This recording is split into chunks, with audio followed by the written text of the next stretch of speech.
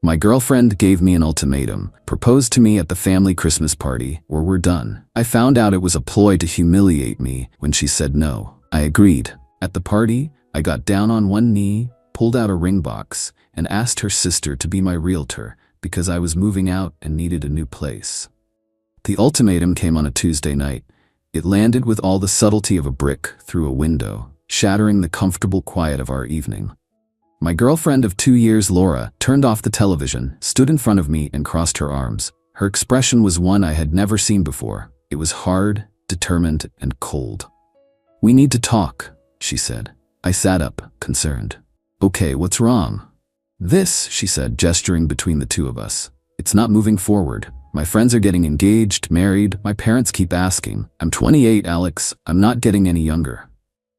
I had always been honest with her about my timeline. I wanted to be sure. Marriage is a serious commitment, and while I loved her, there were small things that gave me pause. Her obsession with appearances, her constant need for social media validation, the way she sometimes spoke about her friends behind their backs. I thought these were things we could work through, that they were signs of immaturity, not fundamental character flaws. I was wrong. "Laura, we've talked about this," I said gently. "I'm just not ready to take that step right this second. Maybe in another year." "No," she cut me off. "Not in another year. Now. My family's big Christmas Eve party is in 2 weeks. I want you to propose to me there, in front of everyone. A grand gesture. If you can't do that, then we're done. I'll pack my bags the day after Christmas." I was stunned. A proposal ultimatum is bad enough, but a public proposal ultimatum? At her family's party? It felt less like a romantic milestone and more like a hostage negotiation. She wanted a spectacle. The house we were living in was mine. I bought it years before I met her. The finances were largely separate, but she lived a comfortable life with me. The idea of her packing her bags should have terrified me. Instead, it just felt transactional. I tried to reason with her, to explain how a forced proposal was the opposite of what either of us should want. But she wouldn't budge. It was the party, or it was over. She went to bed angry, leaving me on the couch with my head spinning. I felt cornered, confused, and deeply hurt. The discovery of the truth happened 3 days later, and it came from the most unlikely source, her older sister, Sarah. Sarah was the complete opposite of Laura. She was quiet, pragmatic, and had a low tolerance for drama. She worked as a real estate agent and had built her business through sheer hard work, a concept that seemed foreign to Laura. Sarah and I had always gotten along well, sharing a silent understanding of her sister's more difficult qualities. She asked me to meet her for coffee, her voice tense over the phone. When I got there, she looked like she hadn't slept. She told me she had wrestled with whether to say anything, but her conscience won. The night before, she had been at her parents' house and had overheard Laura in her old bedroom, talking loudly on the phone with her best friend Megan. The door was ajar, and Sarah heard every venomous word.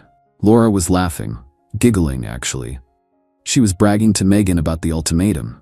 She said she was tired of waiting for me to get my act together, and that she had found someone else, a guy she'd been seeing casually for a month. Her plan was simple and cruel.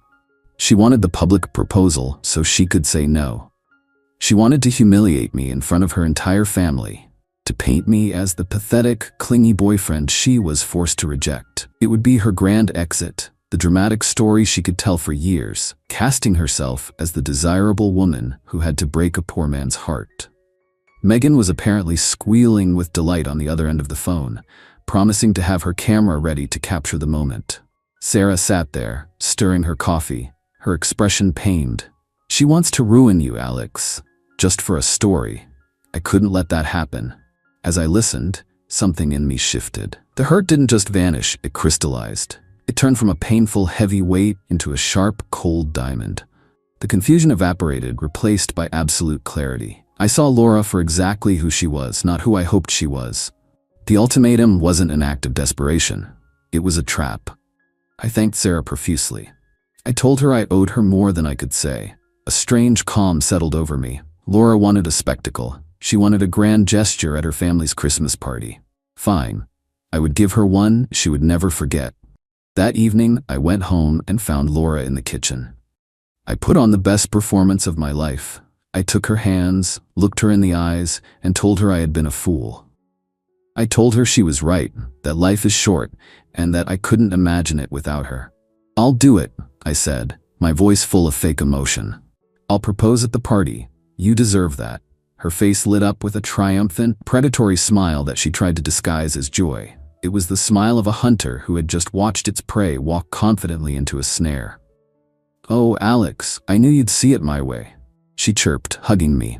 It felt like being embraced by a snake. The game was on. Update 1. The 2 weeks leading up to Christmas Eve were surreal. Laura was insufferably smug. She floated around the house, making not-so-subtle comments about ring styles and dropping hints about the big surprise to her friends on the phone. All the while, I played the part of the devoted, slightly nervous fiancé-to-be. Behind the scenes, I was a whirlwind of activity. My plan was simple, but it required precision. I spent hours online, securing a new apartment for myself, signing the lease, and arranging for movers. I systematically went through the house, separating my belongings from hers. I packed my essential personal items, clothes, documents, family heirlooms, into boxes and quietly moved them to a small temporary storage unit. I also met with Sarah again. I told her my plan, every detail. I asked her if she would be willing to play a part in it. There was a moment of hesitation, not because she was on Laura's side, but because she was absorbing the sheer audacity of it. Then a slow smile spread across her face. "Consider me on your team," she said. "She deserves this." Christmas Eve arrived. The party at her parents' house was exactly as Laura had envisioned. The house was lavishly decorated, music was playing, and at least 50 family members and friends were milling about, drinking eggnog and laughing. Laura was in her element, wearing a glittering red dress and holding court. Every time she caught my eye, she would tap her finger on her cheek and point to the floor, a silent, mocking reminder of my impending duty. Her friend, Megan, followed her around like a lady in waiting, phone held at the ready. Around 9 o'clock, after most people had eaten, Laura gave me a sharp, meaningful nod. Showtime. My heart wasn't pounding with nervousness, but with a cold, steady beat of adrenaline. I walked to the center of the living room, near the towering Christmas tree, and clinked a glass for attention. The room fell silent. Every eye was on me. Laura moved to stand near me, her face a perfect mask of feigned, happy anticipation. "Good evening, everyone," I began, my voice clear and strong. "Thank you all for welcoming me into your home tonight. This has been a very important year for me, a year of clarity. I've been doing a lot of thinking about my future, about what I want and what I need, and I've finally made a big decision to secure my own happiness and well-being."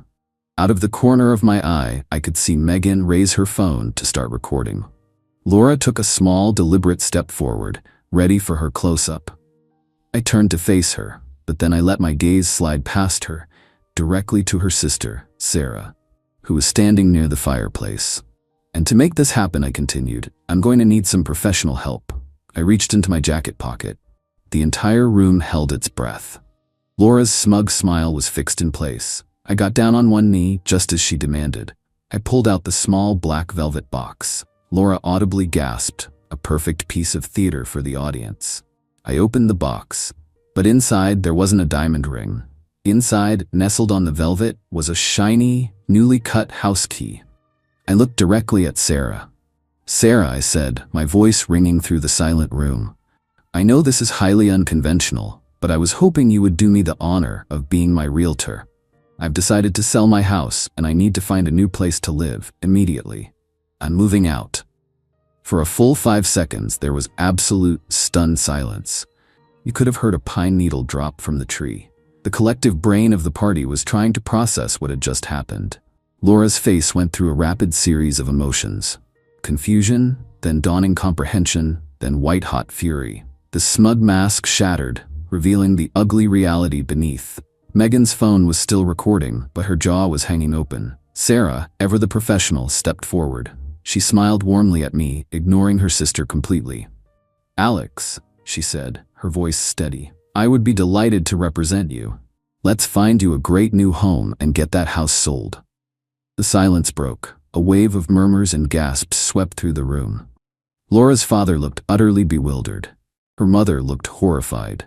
Laura let out a sound somewhere between a choke and a scream. "What are you doing?" she hissed at me, her voice trembling with rage.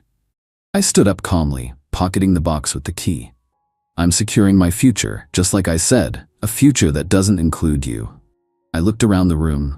"My apologies for the drama, everyone. I'll see myself out." And with that, I turned and walked out the front door, leaving a crater of chaos and humiliation behind me. It wasn't the Christmas party anyone expected, but for me, it was the start of a much happier new year. Update 2. The immediate aftermath of the party was exactly the storm of fury I had anticipated. My phone started blowing up before I even got to the hotel I had booked for myself. Dozens of missed calls from Laura. A string of texts that started with pure rage and devolved into threats and insults. I read the first few, then I blocked her number. I had nothing left to say to her. The next wave came from her parents. Her mother, Carol, called me the next day. She didn't yell. She used that disappointed, guilt-inducing tone that I'm sure had always worked on her daughters. "Alex, I am just so disappointed in you," she began. "To humiliate Laura like that in our home, in front of our family, it was a cruel, childish stunt." I refused to take the bait. "Carol," I said, my voice calm and firm. "Did Laura tell you why I did that? Did she tell you about her plan to say no to my proposal just to embarrass me? Did she mention that her friend Megan was waiting to film my rejection?"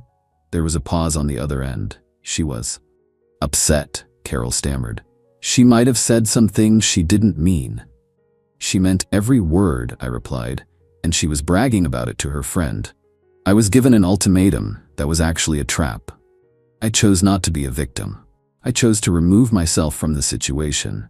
My actions at the party were a direct response to her planned cruelty.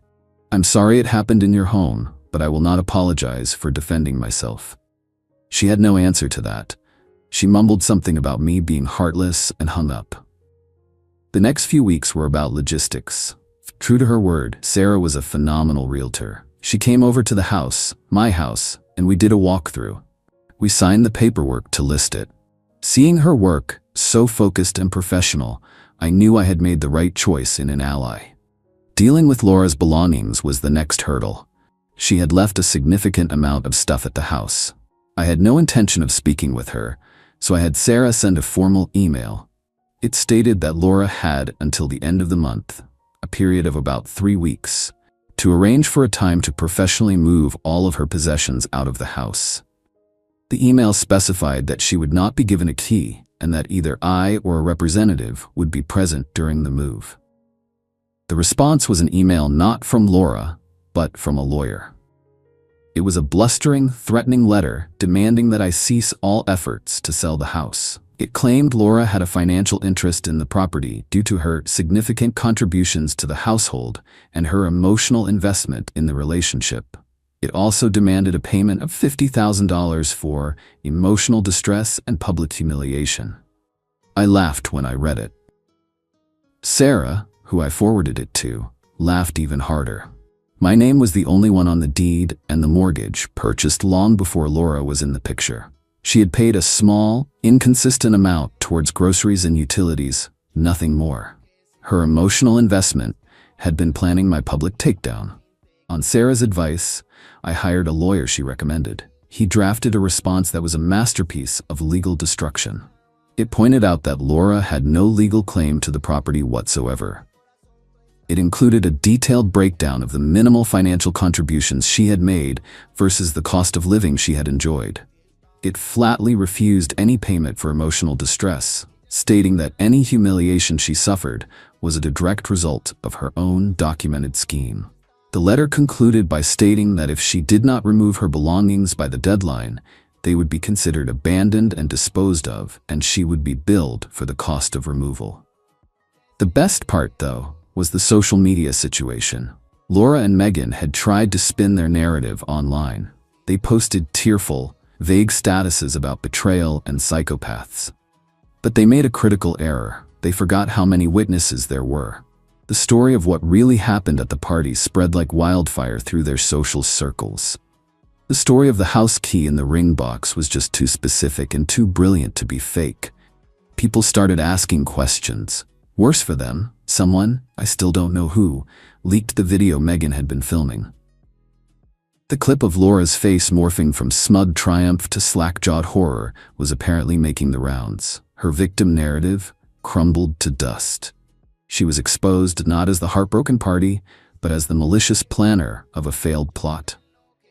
Final update. It has now been 4 months since that Christmas Eve. The dust has completely settled, and my life has been reshaped in the best way possible. Laura's legal threats evaporated after her lawyer received our response. I imagine he advised her that she had zero chance of winning and would likely end up paying my legal fees if she pursued it. A week before the deadline, she and her mother came to the house with a moving truck. As stipulated, I was present, but I stayed in the kitchen and didn't say a single word to either of them. The silence was thick with tension. They worked quickly, grabbing her things with barely concealed fury. The last thing her mother said as she walked out the door was, "I hope you're happy." I just nodded. I was. The house sold less than a month after it was listed. Thanks to Sarah's expertise, we got multiple offers and it sold for well over the asking price. The closing was smooth and clean. When it was all done, I wrote Sarah a commission check that included a significant bonus. She tried to refuse it, but I insisted. "You didn't just sell my house," I told her. "You had my back when it mattered. That's worth more than any commission." Our strange alliance has turned into a genuine friendship. It turns out she's the one in the family I was actually meant to be close to. As for Laura, her life has reportedly gone into a downward spiral. The public humiliation was more damaging than she could have ever imagined. She lost a huge amount of credibility with her friends and family. The other guy, the one she was planning her grand new life with, apparently wanted nothing to do with her once the drama erupted and it became clear there was no financial benefit in being with her. She was forced to move back into her parents' house. From what I hear through Sarah, who hears it from her long-suffering father, she is miserable, bitter, and blames everyone but herself for her situation. She is a queen in a castle of her own consequences. And me? I took the profits from the sale of the house and bought a fantastic new condo downtown, a place that is entirely mine, filled with only my things, my memories. The feeling of freedom is indescribable. There are no more arguments about appearances, no more pressure to live a life for social media, no more ultimatums. There is just peace. Looking back, the ultimatum Laura gave me was the greatest gift she could have ever offered. It was the catalyst that exposed the truth of her character and forced me to act. My revenge wasn't about hurting her, it was about saving myself. It was about refusing to be a pawn in her cruel game. I didn't just dodge a bullet. I disarmed the person holding the gun and walked away without a scratch. The fact that she ended up humiliated by her own plot was simply a satisfying form of justice. My life is better, quieter, and more authentic than it has ever been. And that is a victory no one can take away from me.